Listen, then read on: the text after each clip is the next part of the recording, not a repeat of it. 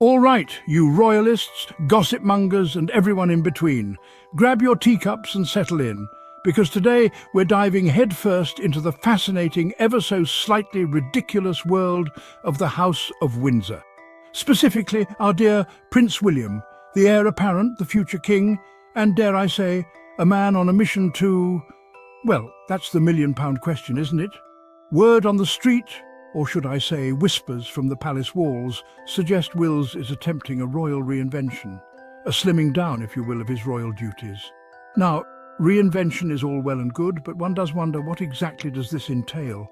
Fewer ribbon cuttings, a moratorium on awkward handshakes? The possibilities, my friends, are endless.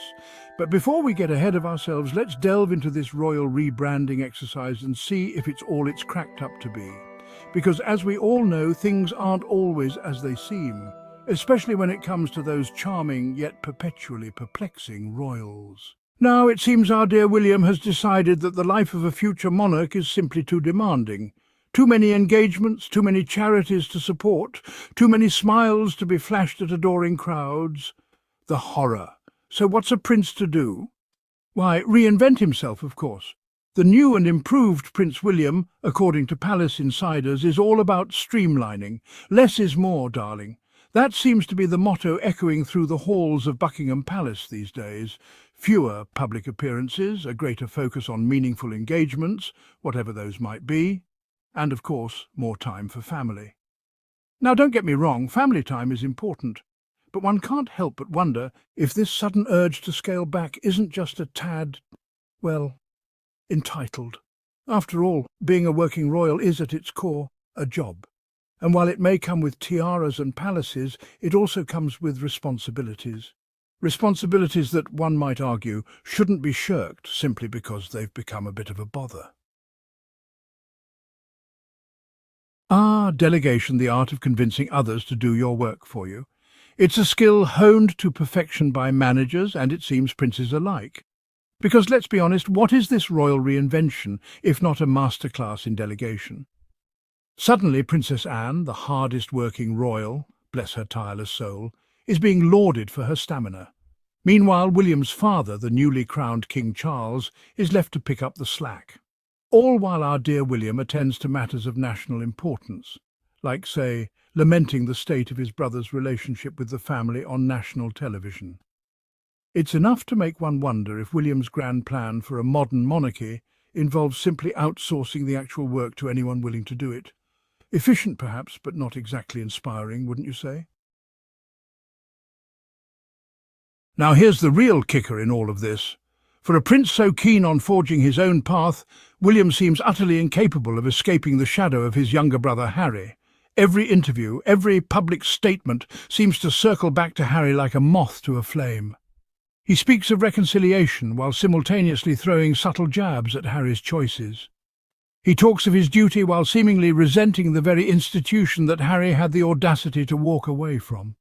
It's a fascinating, if somewhat tiresome, paradox. One can't help but wonder, is William truly concerned about his brother? Or is Harry's departure simply a thorn in his side, a constant reminder that there's another way to live, another way to be royal, one that doesn't involve endless ribbon cuttings and forced smiles? The thought, I'm sure, is enough to keep William awake at night, tossing and turning on his, presumably very expensive sheets. Section 5. Across the pond, Harry thrives, Wills quivers. Meanwhile, across the pond, Harry seems to be thriving. He's embraced his new life with gusto, championing causes close to his heart, speaking out about mental health and, most importantly, seeming genuinely happy. It's enough to make one wonder if perhaps, just perhaps, Harry's onto something. He's shown the world that it's possible to be a force for good without being shackled to the archaic traditions of the monarchy. He's shown that compassion and empathy are more valuable than stuffy protocols and stiff upper lips. And what is William's response to all of this? Well, if recent events are anything to go by, it seems to be a mixture of envy, resentment, and a healthy dose of denial. After all, if Harry can find happiness and fulfillment outside the gilded cage, what does that say about William's choices? A troubling thought, no doubt. Section 6. Kate, the crown jewel in a tarnished tiara. Now, let's not forget the ever-present, ever-smiling Kate, the Duchess of Cambridge, the future Queen Consort, and dare I say, the glue that holds this whole royal charade together. She's beautiful, she's graceful, and she's mastered the art of looking utterly delighted while performing even the most mundane of royal duties. Some say she's the second coming of the late Queen Elizabeth, a steady hand on the rudder of the monarchy. Others whisper that she's the real brains behind the operation, subtly guiding her husband through the treacherous waters of public life. Whatever the truth may be, one thing's for sure. Kate is a pro. She understands the assignment, plays the game flawlessly, and never, ever puts a perfectly manicured foot wrong. Which, when you're married to a man who seems determined to reinvent the wheel, badly, is probably a very good thing indeed. Section 7. The irony of obsession. Harry haunts their every move. So here we are, dear viewers, at the crux of the matter. William, the future king, desperate to modernise the monarchy, to make it relevant in the 21st century, and how does he choose to do so? By obsessing over the very person who represents a clean break from the past, his brother Harry. The irony, as they say, is not lost on me. In their attempts to silence Harry, to downplay his choices, to paint him as a petulant child who doesn't understand the weight of his birthright, the royals have only amplified his message. They've turned him into a symbol of everything they're not: authentic, compassionate, and unafraid to challenge the status quo. It's a fascinating, if somewhat frustrating, spectacle to behold. Because in their desperation to cling to the past, to maintain their grip on power and privilege, the royals are failing to see the bigger picture. They're failing to see that the monarchy, if it is to survive, must evolve. It must embrace change, not fear it. Section 8. Redefining modern monarchy, a legacy beyond titles. So, what does a truly modern monarchy look like? It's a question that William and Kate, for all their talk of change, seem unable to answer. Perhaps it's time they stopped looking outward, stopped obsessing over Harry's every move, and started looking inward.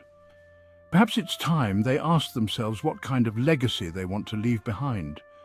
Do they want to be remembered as the generation that clung desperately to the past, or the generation that had the courage to embrace the future?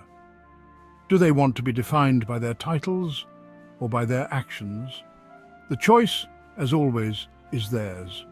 But one thing's for sure, the world is watching, waiting to see if the monarchy can finally, truly step into the 21st century.